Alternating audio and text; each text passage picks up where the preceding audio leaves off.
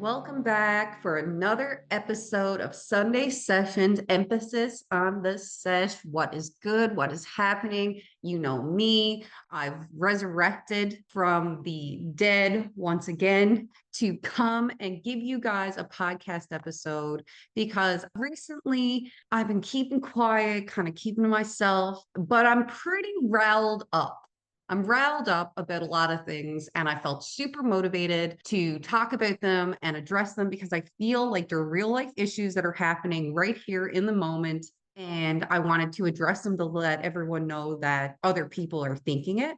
Other people are wondering what the heck is going on with the world, specifically for some of the things we're going to talk about in this episode relating to Newfoundland and Newfoundland power. And so I just was really motivated to get on here and talk to you guys about a few things that have been going on. Just wanted to reconnect, and it's the final episode of season 2. So, of course, your girl wanted to do a solo sesh and come in and talk about all the fucked up things that are happening. So, I first wanted to start off this episode a little different, talking about the first woman to serve as a spiritual leader for the inauguration of Trump. So she was the bishop. And if you guys haven't seen that video, the bishop speaking to him during the inauguration and basically pleading to Trump to have mercy.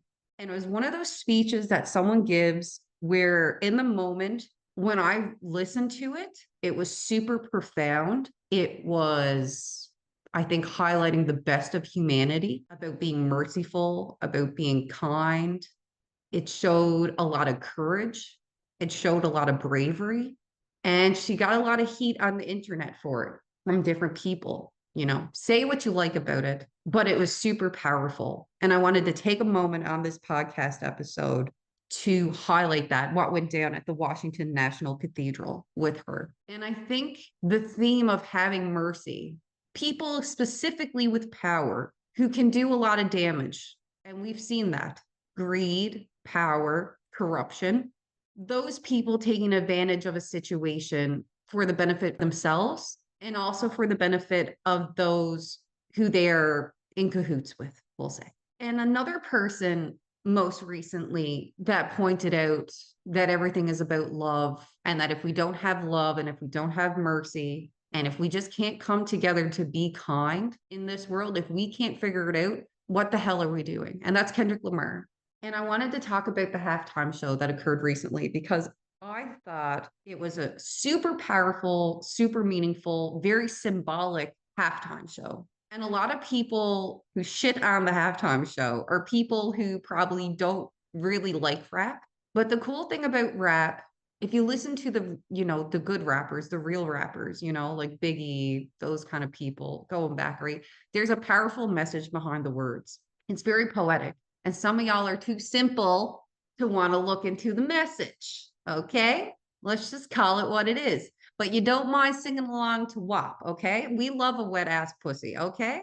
And the same as the next. Okay. Don't act like you don't have your favorite pop song going, saying this, saying that. Like, y'all got your songs with dirty words in it. Okay. So, like, let's not just shit on rap. Okay. Let's just call that what it is. But for Kendrick Lamar to do the performance that he did in a very poetic way, in a very artistic way, it was very moving and it was really relevant. And so I felt the need to talk about that today as well, because I think this ties into the theme of love, kindness, and having mercy. And for us to succeed with humanity, this is the approach that we need to take. Because clearly the approach of greed and selfishness and people being paid off in government to make decisions to benefit those with the most money, it ain't working. And that's quite evident. And I think we need to keep talking about it, and we need to keep opening up that hole, and we need to keep diving deeper to find accountability. Because what is the point of people being in power if there is no accountability and transparency? And people joke and people think it's funny. As I always say, maybe I want to get into politics. And they say, April, you're going to be the first honest politician. And you know what? I want that to be a standard for what occurs. I want real life people in positions of government or in positions of power who are transparent and who are honest and who are real life people who have made real life decisions and mistakes, but can at the end of the day still say that they're a good person or that that's what they're striving to be. Now, if you've made ethical and moral decisions that are wrong, I don't know. I don't really trust your moral compass, to be honest. But I'm talking real life decisions that have shaped you for who you are, and you've become a better person because of it. And there's no reason to be ashamed of scars, of mistakes, because that's what makes real people, not phony people, paying off people, people who think they're better than people. None of that. Okay. So I just wanted to start off this episode by calling it what it is. There's a lot of greed and there's a lot of hate going on. And that ties into my next point. All right. And I just want to hold people to a high standard. People who serve in government, people who serve the people specifically around the world, but also specifically to Newfoundland and Labrador. And that is Newfoundland Power. And I think that if these companies cannot be transparent and are not working in the best interest of the public, then they need to be publicly owned. So let's dive a little deeper. And I'm sure it doesn't take a genius to know what I'm talking about here, what's in question. So anyone like myself who lives in Newfoundland and Labrador probably had a whopping electricity bill this month, hundreds of dollars more than your baseline. And Glinda Power, and the only reason I can say your name and quote this is because you've publicly said this and it has been published in a news article. She's not surprised, she said, by the increased rates. She said she's blaming it on the Christmas usage, colder temperatures. And at the end, she adds, and it may be the increased rates from August. She said that they're getting calls about it, but it's not blowing up their phones. She said that the Public Utilities Board, every 3 years determines the actual best rates to charge Newfoundland and Labradorians. And I find that a little funny because I want to know how they came up with the number to charge Newfoundland and Labradorians, especially a lot of people that are elderly, that are on fixed incomes, that can't possibly afford to heat their homes. They're cold and they're angry. And I want someone to be held accountable. And I hope that this podcast episode gets shared with a lot of people, especially a lot of locals, because I am going to provide information for you guys to contact them. But let's dive a little deeper before I do that, because I'm having fun with this. The profit of Newfoundland Power from January to June 2024 was $389 million. That is an increase of $57 million compared to 2023. And she talks about all this money going into, we need a robust, strong infrastructure, she said. And that's where the money goes. And I said, okay. So I dove a little deeper. Bonuses, Glinda, shall we, for 2023. CEO, $269,000.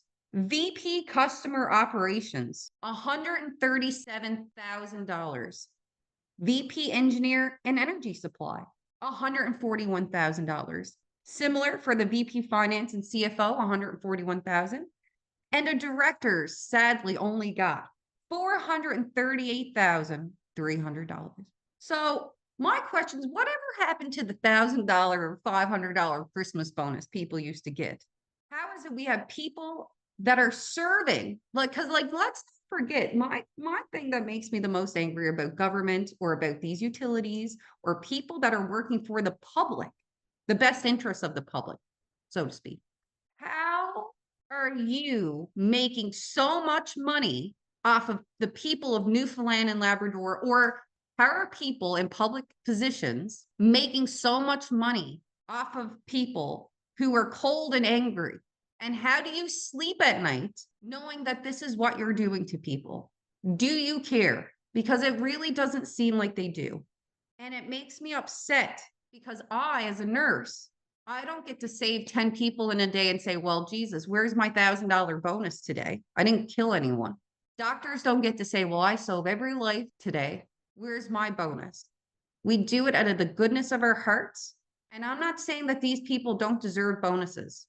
When you work for a corporation, there's a lot of things that you miss out on. And I respect that. I'm sure you sell your soul to the devil, it seems, nowadays when you work for a corporation. They expect so much of these people. And I think that is reflected in getting a bonus. I don't think you deserve a bonus of $269,000. I don't think your bonus should be more than your actual income. Do you think that's fair? Do you think that's right? But then I dove a little deeper because that's just who I am. And so there was an article published December 13th, 2024, about a new deal struck between Quebec and Andrew Fury. So Quebec was paying NL Hydro. They struck a deal back in 1969. They were only paying 0.2 cents per kilowatt. It was only bringing in about $100 million. So Andrew Fury struck a deal, and now Quebec is paying 5.9.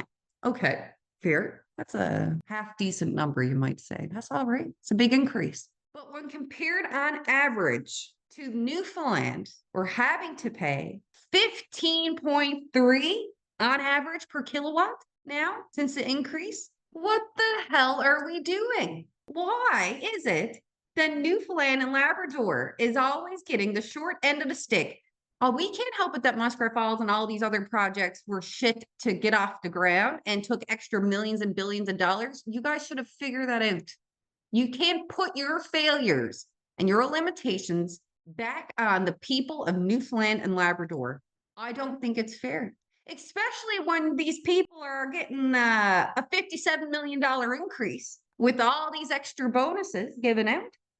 So I think there needs to be accountability. And so since Galinda said they're not getting a lot of phone calls pertaining to this issue, I went on and I tried to find a direct email, but they got one of those emails on their sites that you can only type in your information. But I encourage everyone to send multiple emails a day, a phone call, because I'm going to give you that number too, and to even mail them weekly, bi-weekly, whatever you're feeling, and express to them how angry we are as Newfoundland and Labradorians to be paying these outrageous prices while they sit at home getting hundreds of thousands of dollars in bonuses with little to no accountability. And they're going to sit there and say, it's your Christmas usage. They're going to sit there and blame it on the colder temperatures. That don't sit right with me. And I really hope it doesn't sit right with all of you listening. So they have an email on their site that you can use.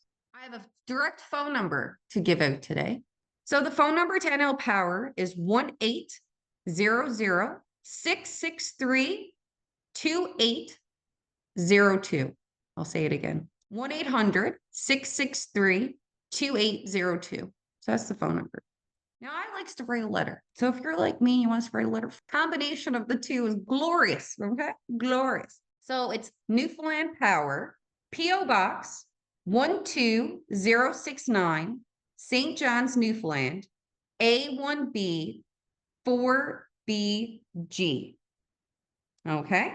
So that's what you guys need to do. You need to call, you need to email, you need to send off a little how you doing. And someone is going to have to answer to us because we, the people, deserve to have accountability and transparency with the things that we are paying for. Flood them with how you're feeling. And together we stand in solidarity and together we can create change. And I wanted to make this episode because I felt empowered to empower people. I felt the need to make this episode to encourage people to say, you know what, it isn't right what's happening. And someone needs to be held accountable for their actions because what is occurring here is robbery, in my opinion. And I think this kind of bleeds into an episode that I had created back a while ago that I never released. And it's about people reaching an elevated level of consciousness and what that means and its effects on society. And I think it's about breaking out of this norm, breaking out of this control, because they want you to be like sheep, right? They want us to be distracted. They want us to just follow suit because for a long time, things were really hard. When you think back to the way our grandparents lived, you know, they were hustling. They were a true working class, a lot of farmers, a lot of people of the land, stuff like that. And so, of course, when things get easier, when you don't have to scrub clothes on a fucking washboard and things like that, of course, we follow suit, right? Things are super easy. We're getting industrialized. You know, there's a lot happening. But through that, we have become sheep. And that's the scary part. We have blindly trusted the people that have been put into power because we believe that the people we were putting in power truly were there for our benefit. But through time, and with greed and corruption, because money makes people crazy, whether you want to admit it or not, it makes y'all crazy. It has taken things into a level that is completely unbalanced. And so I feel sad because people now feel like their voice doesn't matter, but that's what they want you to think. You have a voice and it matters. And the more you are aware of it, the more you increase your level of consciousness and awareness, the more that you will not be a sheep, the more you will not be a follower. Make your voice heard, because one voice multiplies into two and onward. And before you know it, the people take back the power. The people take back control, because we don't let shitty behaviors slide by. We are holding people accountable, and we can't stay quiet. We won't and we can't.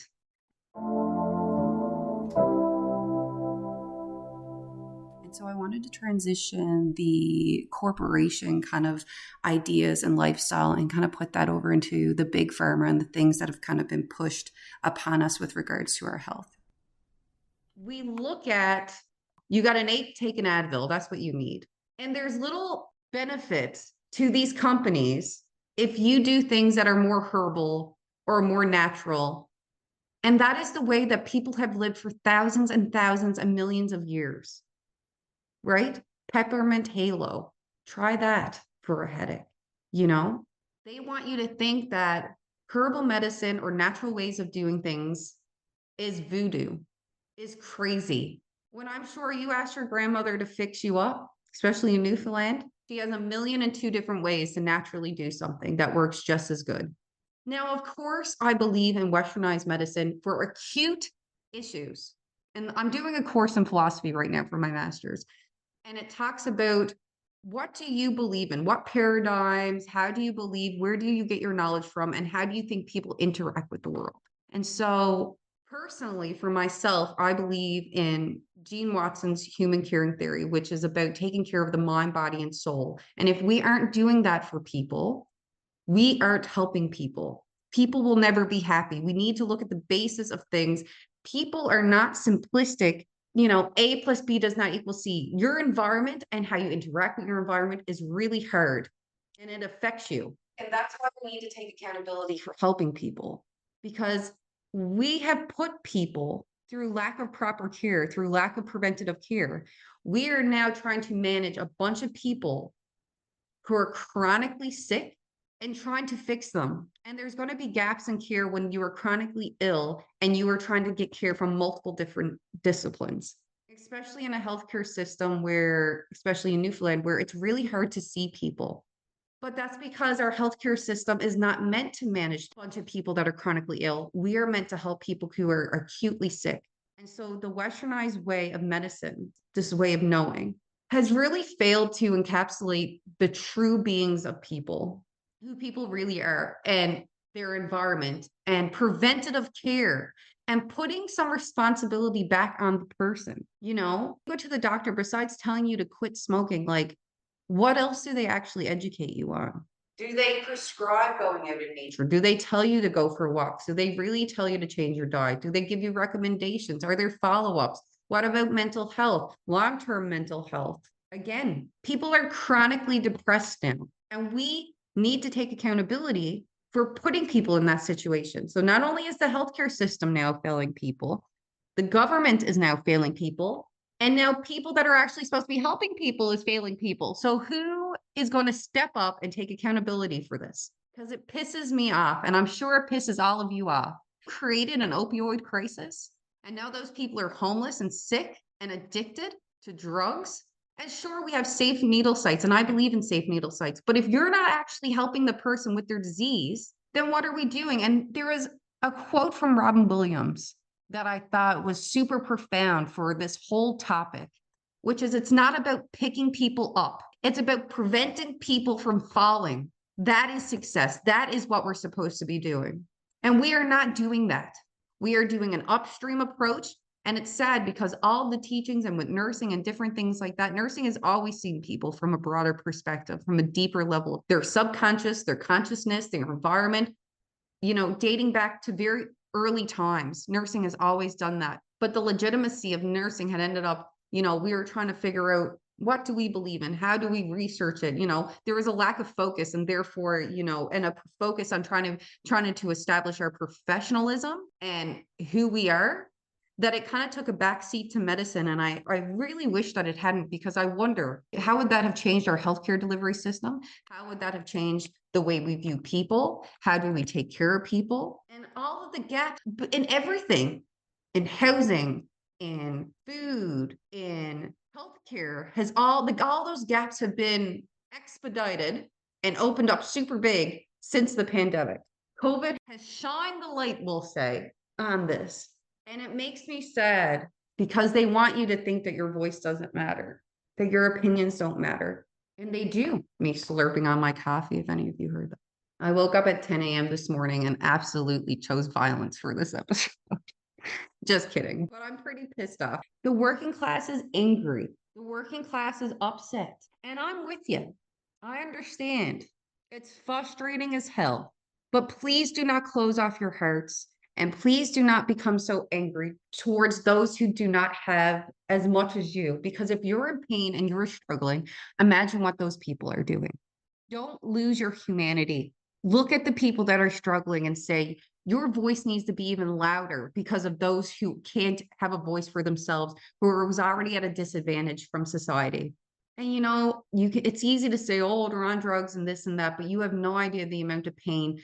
Using drugs, using substance, escapism, they're escaping from something. Open up your heart and say, I wonder what it is.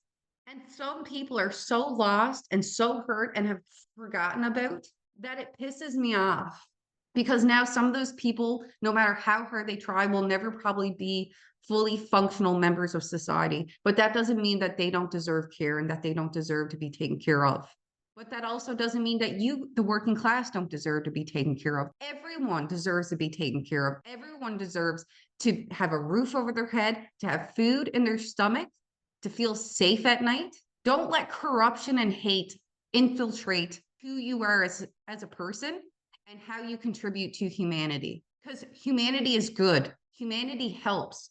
Humanity is kind. We give to others as much as we give to ourselves, because everyone deserves it. It's not a pick and choose. It's just about the redistribution of that power. And I'm so tired of the rich helping the rich and the working class trying to help the poor, but they never give back to the working class. And they certainly don't give back to the poor. And they need to be careful, because I fear that if they don't start listening, the working class is going to revolt. I hope they all realize up in their castles, up where they're to, wherever you're at, that you are aware that we are aware, and that that we know what's actually going down, and we see you for what you really are. And you can't stay up there and not take accountability and not be transparent for very much longer. Because if I'm some random person from Newfoundland that's calling you out, imagine what the rest of the world is thinking, guys. That's what you need to tell yourselves. There is power in numbers. And I'm telling you, we have the numbers. And I want to touch on some other things as well. And it's about y'all greedy at the top. Okay? Like the FDA. Let's talk about the FDA for a second.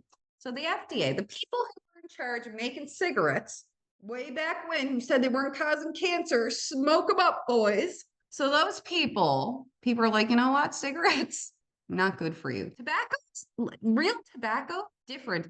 The tobacco they're giving you, the government, the FDA, and all these people that it's getting approved by, they're adding cancer-causing, carcinogenic things into it, okay? If you could just smoke tobacco, smoke tobacco.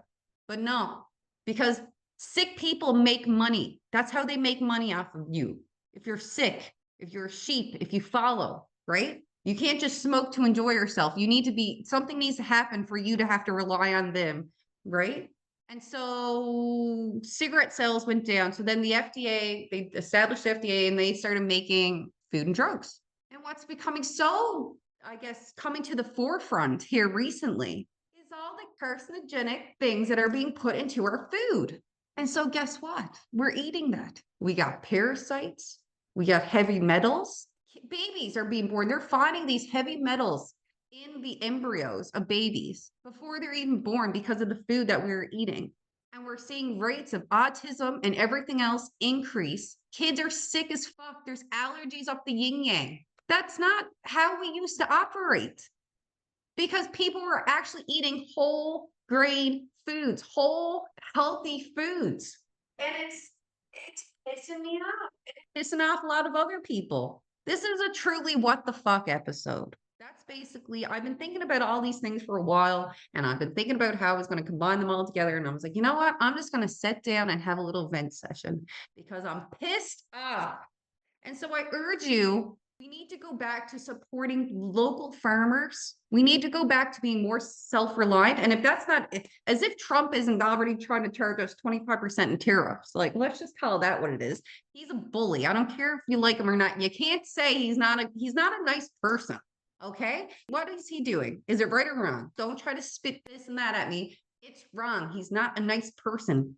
If you saw him walking down the street and talking to a woman like that, if you're a half decent person, you'd be like, what the fuck? Right? Okay. Case closed. I don't want to discuss him further. We need to go back to being more self-reliant, to supporting local farmers.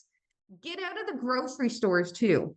Unless what you're buying is a locally bought product that they're selling or whatever, go find a local farmer and support them. And at first, things are going to be a little bit more pricey. And I get it. We're in tough times. However, the more we rely on those people, they are going to make more money and they can decrease their profits or they can try to get subsidized. I was actually in Ottawa and they have this program and I was hoping to like partner up with some type of farmers or whoever about doing weekly drop-offs of local vegetables to people, kind of like you would do for like a freshie, but just give people like, you don't get to choose too. You just get a box full of vegetables and fruits, and that's what you get for the week. And you pay a standard price for this box at like a subscription, and you get all this local product. And I think that's super cool. And then you're only getting a week's supply, so you know you're not being wasteful too. Like, let's talk about food waste. Like, that's up the yin yang too. So I'm trying to find ways in which we can better society, especially here in Newfoundland. I want us to do better because we're such a strong and resilient province. That's just who we are by nature. We've always been that way. You know, the last to join Canada, you know, because Newfoundland's so stubborn, right? We're like, nah, we're good. We got our own army. We used to have our own money. That's it, right? And so I believe in that power. And then I want us to set an example for the rest of Canada and for the rest of society and for future generations to come.